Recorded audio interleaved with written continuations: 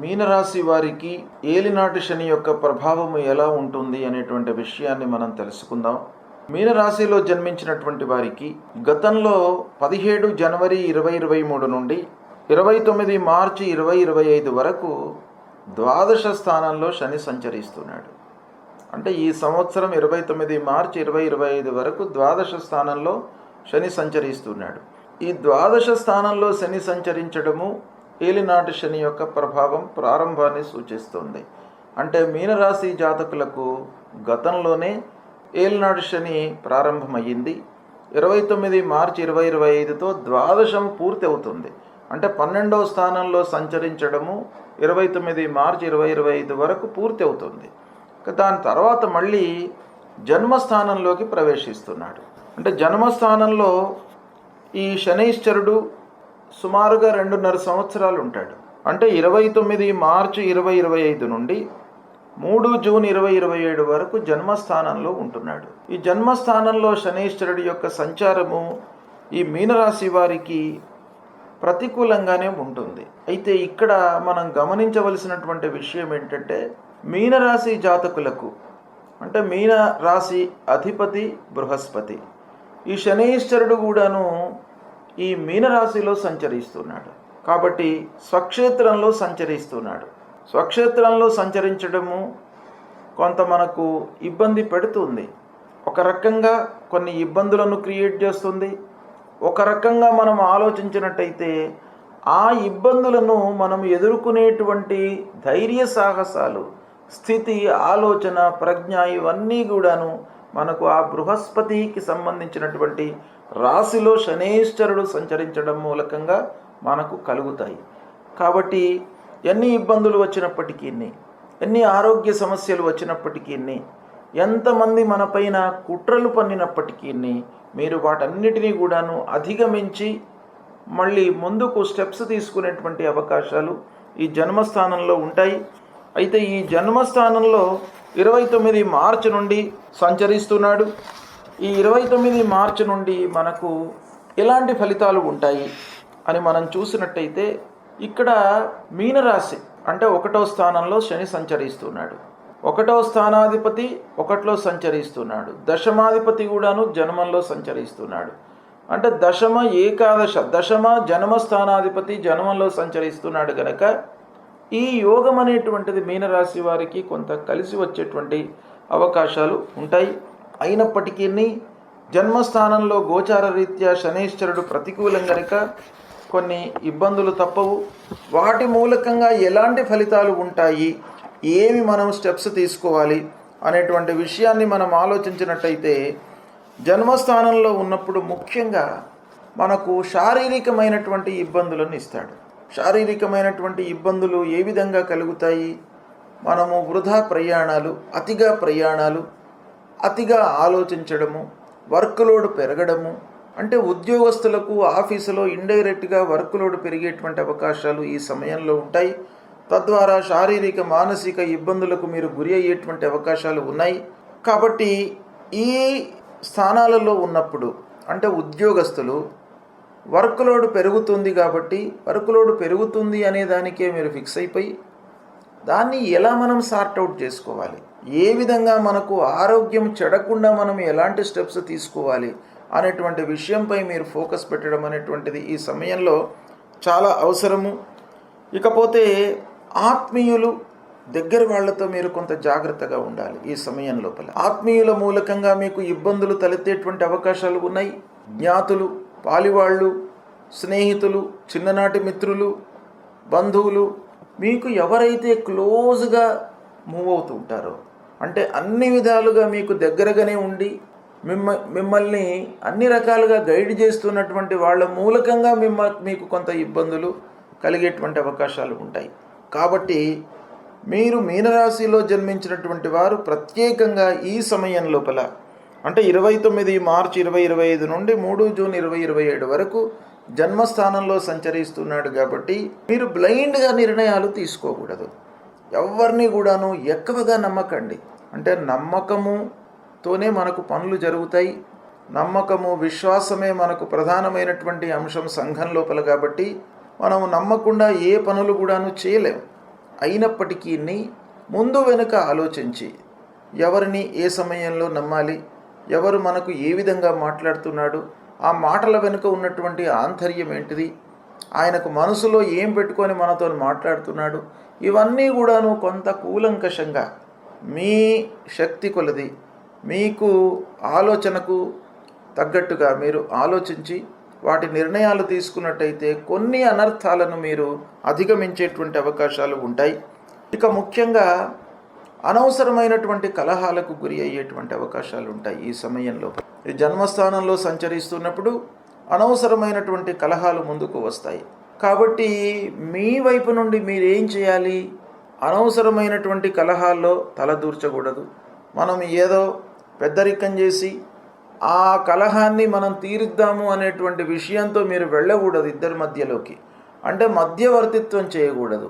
ఇద్దరికి కూడాను నేను ఏదో వాళ్ళకి ఎక్స్ప్లెయిన్ చేస్తాను, సమస్య గురించి వీళ్లకు అర్థం చేయిస్తాను, వీళ్ళకు అర్థం చేయిస్తాను అని చెప్పేసి మీరు మధ్యలోకి వెళ్ళినట్టయితే ఆ వ్యవహారము మీ పైన పడి మీకు అనవసరమైనటువంటి మనస్తాపం కలిగేటువంటి అవకాశాలు ఉంటాయి. కాబట్టి మీరు మధ్యవర్తిత్వం చేయకుండా ఉండడము ఈ జన్మస్థానంలో సంచరిస్తున్నప్పుడు చాలా అవసరము. ఇక పనుల విషయం ఆలోచించినట్టయితే మీనరాశిలో జన్మించినటువంటి వారికి ప్రధానంగా లగ్నంలో అంటే 1వ స్థానంలో సంచరిస్తున్నప్పుడు ప్రారంభించినటువంటి పనులపై కూడాను ప్రభావాన్ని చూయిస్తాడు. ప్రారంభించినటువంటి పనులు ఆటంకాలు, అనుకోకుండా ముందుకు జరగకపోవడము, ఏదో విషయము, ఒకవేళ మీరు ఏదైనా ప్రాజెక్టు ప్రారంభించినట్టయితే లేదా ఒక వ్యవహారము కంబైన్డ్గా ఎవరితోనో కలిసి పార్ట్నర్షిప్లో మీరు చేస్తున్నప్పుడు ఆ పార్ట్నర్స్ మూలకంగా మీకు ఇబ్బందులు తలెత్తేటువంటి అవకాశాలు ఉంటాయి. కాబట్టి కొంత జాగ్రత్తలు తీసుకోవాలి. తర్వాత చేసేటువంటి పనిని కూలంకషంగా మీరు ఆలోచించాలి. ఈ పని ప్రారంభం చేస్తే మనకు ఎలాంటి ఆటంకాలు తలెత్తవచ్చు అనేటువంటి విషయాన్ని మీరు ఆలోచించి ప్రారంభించడం మంచిది. లేదా ఏమవుతుంది, మీకు మధ్యలో ఆగిపోవడము, ఫైనాన్షియల్ బర్డెను, రుణ బాధలు, అప్పుల బాధలు, అప్పుల వాళ్ళు రావడము, ఇలాంటివన్నిటి మూలకంగా మనస్తాపానికి గురయ్యేటువంటి అవకాశాలు బాగా ఉంటాయి. కాబట్టి దాన్ని కొంచెం కట్టడి చేసుకోండి. ముఖ్యంగా వృధా ఖర్చులు మనకు మనస్తాపానికి ముఖ్యమైనటువంటి కారణము అనారోగ్యము, అప్పుల బాధ. ఈ రెండిటికి కూడాను ఈ జన్మస్థానంలో సంచరించేటువంటి శని కారకుడు. కాబట్టి ఆ వృధా ఖర్చులను మీరు తప్పించండి, అంటే నియంత్రించండి. ఖర్చులను ఒక ప్రణాళిక ప్రకారంగా వేసుకోండి. ఆదాయాన్ని బేరీజు వేసుకొని ఖర్చులపై మనస్సు నిలపండి. ఇక ముఖ్యంగా జన్మస్థానంలో శనేశ్వరుడు సంచరిస్తున్నప్పుడు మన మనస్సు అనేటువంటిది చంచలంగా ఉంటుంది. అసలు మనస్సే చంచలమైనటువంటిది, అది స్థిరంగా ఉండదు, సహజ లక్షణం. ఇంకను ఈ శనేశ్వరుడు జన్మస్థానంలో సంచరిస్తున్నటువంటి సమయం లోపల మీకు అస్థిరమైనటువంటి ఆలోచనలు వస్తుంటాయి. ముఖ్యంగా ఉద్యోగస్తులకు, ఉద్యోగం చేస్తున్నటువంటి వాళ్లకు ఆ ఉద్యోగంలో బాగానే ఉంటుంది, కానీ ఇంకా ఏదో ఆశ అనేటువంటిది బయట నుంచి ఎవడి మూలకంగానో మనకు వస్తుంది. కంపెనీ మారడం మూలకంగా ఇంకా డబ్బు పెరుగుతుంది అని ఎవరో స్నేహితుడు పక్కవాడు చెప్పడం మూలకంగా మన మనస్సు అనేటువంటిది అటువైపు వెళ్ళడము, తద్వారా ఒక ఇబ్బందులకు గురి కావడము, ఉన్న ఉద్యోగం పోవడము, వేరేది దొరకకపోవడము, ఇలాంటివన్నీ సమస్యలు తలెత్తేటువంటి అవకాశాలు ఉంటాయి. కాబట్టి కొంత జాగ్రత్తగా మీరు తీసుకోవాలి. తర్వాత ముఖ్యంగా నలుగురిలో మీకు ఉన్నటువంటి పేరు ప్రఖ్యాతులు, గౌరవ మర్యాదలకు భంగం వాటిల్లేటువంటి అవకాశం ఉంటుంది శనేశ్వరుడు జన్మస్థానంలో సంచరిస్తున్నప్పుడు. ఇది ఎలా కలుగుతుంది అనంటే వ్యాపారస్తులకు పార్ట్నర్స్ మూలకంగా, తర్వాత భార్యాభర్తలకు అన్యోన్యత లేకపోవడం మూలకంగా, అనవసరమైనటువంటి గొడవలు ఇంట్లో తలెత్తడం మూలకంగా, చేసేటువంటి పనులు ముందుకు సాగకపోవడం మూలకంగా, ఇలా ఎన్నో విధాలుగా మీకు కలిగేటువంటి అవకాశాలు ఉంటాయి. కాబట్టి కొంత జాగ్రత్తగా ఈ పేరు ప్రఖ్యాతులపైన ఉన్నటువంటి పేరును నిలుపుకోవడానికి మీరు ఈ సమయం లోపల ప్రయత్నాలు బాగా చేయాలి. మనకు ఎక్కువ పేరు ఈ సమయంలో రాదు. ఈ ఉన్నది నిలుపుకోవడమే మనం సాధించినట్టుగా. ఉన్నది నిలుపుకుంటేనే మీరు ఒక గొప్ప అచీవ్మెంట్ అన్నమాట మీకు ఈ జన్మస్థానంలో గురువు సంచరిస్తున్నప్పుడు. కాబట్టి ఉన్నది నిలుపుకోవడానికై ప్రయత్నాలు చేయండి. ఈ విధంగా జన్మస్థానంలో సంచరిస్తున్నప్పుడు కొన్ని ఇబ్బందులు తప్పవు. దాన్ని అధిగమించడానికి తప్పకుండా ఈ మీనరాశిలో జన్మించినటువంటి వాళ్ళు, అంటే అందరూ మీనరాశిలో జన్మించినటువంటి వాళ్లకు ఇలాంటి ఫలితాలే ఉంటాయి అని అంటే ఉండవు. మీరు దాన్ని గమనించాలి. ఎందుకంటేను మీనరాశిలో జన్మించినటువంటి వాళ్ళు అనేకమైనటువంటి దశలలో ఉంటారు. విద్యార్థి దశలో ఉంటారు, చదువుకునే వాళ్ళు ఉంటారు, ఉద్యోగం కొరకు ప్రయత్నం చేస్తున్న వాళ్ళు ఉంటారు, ఉద్యోగంలో సెటిల్ అయిన వాళ్ళు ఉంటారు, పెళ్లి కొరకు ఎదురు చూస్తున్నటువంటి వాళ్ళు ఉంటారు, ఆరోగ్య సమస్యలతో ఇబ్బంది పడుతున్నటువంటి వాళ్ళు ఉంటారు. ఆ స్టేజ్ని బట్టి, అంటే 20 కంటే ముందు, 20 నుండి 40, 40 నుండి 60, ఈ విధంగా ఈ వివిధ దశల లోపల ఉన్నటువంటి వాళ్లకు వివిధ ఫలితాలు ఉంటాయి. కాబట్టి వీళ్ళు ఖచ్చితమైనటువంటి ఫలితాలు తెలుసుకోవడానికి వాళ్ళ జన్మ తేదీ, జన్మ సమయము, జన్మ లగ్నము, పుట్టిన స్థలము, వీటిని కూడాను వివరంగా ఆ పుట్టినటువంటి సమయంలో ఉన్నటువంటి గ్రహస్థితినికి ఇప్పుడు ఉన్నటువంటి గ్రహస్థితిని అన్వయించుకొని తద్వారా ఫలితాలను చూసుకొని మీరు పరిహారాలు చేసుకోవడం అనేటువంటిది ఉత్తమమైనటువంటి లక్షణం.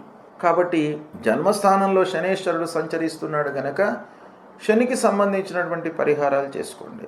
ముఖ్యంగా మీకు ఆరోగ్య సమస్యలు రాకుండా ఉండడానికి ఐశ్వర్య ప్రదాత కాబట్టి శివుణ్ణి, ఆ మహామృత్యుంజయుణ్ణి, పరమేశ్వరుణ్ణి మీరు పూజించండి.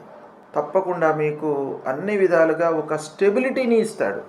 చంచలమైనటువంటి మనస్సు లేకుండా ఆ శంకరుడు, పరమేశ్వరుడు మిమ్మల్ని కాపాడుతాడు.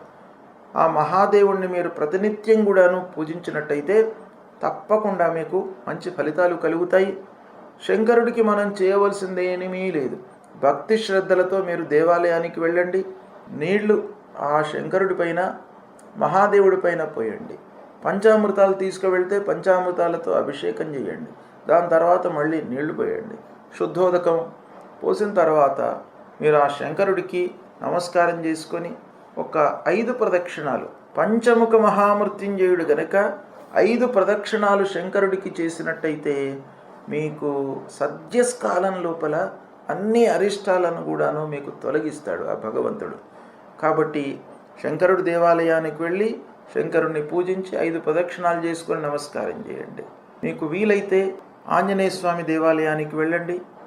ముఖ్యంగా ఈ శని మూలకంగా భయము, ఆందోళన, మనస్సు స్థిమితంగా లేకపోవడము ఇలాంటివన్నీ కూడా కలుగుతుంటాయి. కాబట్టి ఆంజనేయ స్వామి దేవాలయానికి వెళ్ళండి. హనుమాన్ చాలీసా చదవండి ప్రతినిత్యం కూడాను. నవగ్రహ దేవాలయానికి వెళ్ళండి. ముందు నవగ్రహ దేవాలయానికి వెళ్ళి నవగ్రహాలను మీరు ప్రసన్నం చేసుకున్నట్టయితే నవగ్రహాల యొక్క సంచారం మూలకంగా మన మనస్సు అనేటువంటిది మారుతూ ఉంటుంది. మన లోపల కోరికలు పెరగడము, తగ్గడము ఇవన్నీ కూడాను ఆ గ్రహాల యొక్క స్థితిగతి మూలకంగా కలుగుతాయి. కాబట్టి వాటిని ప్రసన్నం చేసుకోవడానికి మొట్టమొదటి నవగ్రహాలను పూజించండి. తర్వాత కాళ్ళు కడుక్కొని ఆంజనేయ స్వామి దేవాలయానికి వెళ్ళండి, శంకరుణ్ణి పూజించండి. ఈ విధంగా చేసినట్టయితే మీకు జన్మస్థానంలో శనేశ్వరుడు సంచరిస్తున్నప్పటికీ పరిహార మూలకంగా ఆ భగవంతుడి యొక్క అనుగ్రహం మీకు ఉంటుంది. భక్తిని మీరు పెంచుకోండి. ఏలనాటి శని ఉన్నప్పుడు మనం ఏం చేయాలి? మన వైపు నుండి మన ప్రయత్నాలు చేసుకోవాలి. రెండవది భక్తిని పెంచుకోవాలి. భక్తి లోపల ఏమవుతుంది అని అంటే భగవంతుడు వచ్చి డైరెక్ట్గా మీకు ఏదో చేస్తాడని కాదు, ఇక్కడ మీరే చేసుకోవాలి. మిమ్మల్ని మీరే ఉద్ధరించుకోవాలి. కాబట్టి భగవంతుడు మీకు ఏం చేస్తాడు? సహాయకారిగా ఉంటాడు. మీరు ప్రయత్నం చేస్తున్నట్టయితే తప్పకుండా భగవంతుడి యొక్క అనుగ్రహం లభిస్తుంది. మీరు ప్రయత్నం చేయకుంటే భగవంతుడు అనుగ్రహించడు. కాబట్టి మీరు ఒకవైపున మీరు చేస్తున్నటువంటి కర్తవ్యము, కార్యక్రమాలకు మీరు ప్రయత్నాలు చేస్తూనే ఆ ప్రయత్నం లోపల రెట్టింపు మీరు ఎఫర్ట్స్ పెట్టండి. తర్వాత భగవంతుడి అనుగ్రహం తప్పకుండా ఉండాలి. దాని కొరకై మీరు పరిహారాలు చేసుకోండి. అప్పుడు మీకు భగవంతుడు అనుగ్రహిస్తాడు, మంచి ఫలితాలు కలుగుతాయి. ఆ శనేశ్వరుడి మూలకంగా కలిగేటువంటి దుష్ప్రభావము దూరమవుతుంది. శుభ ఫలితాలను పొందుతారు. శుభం.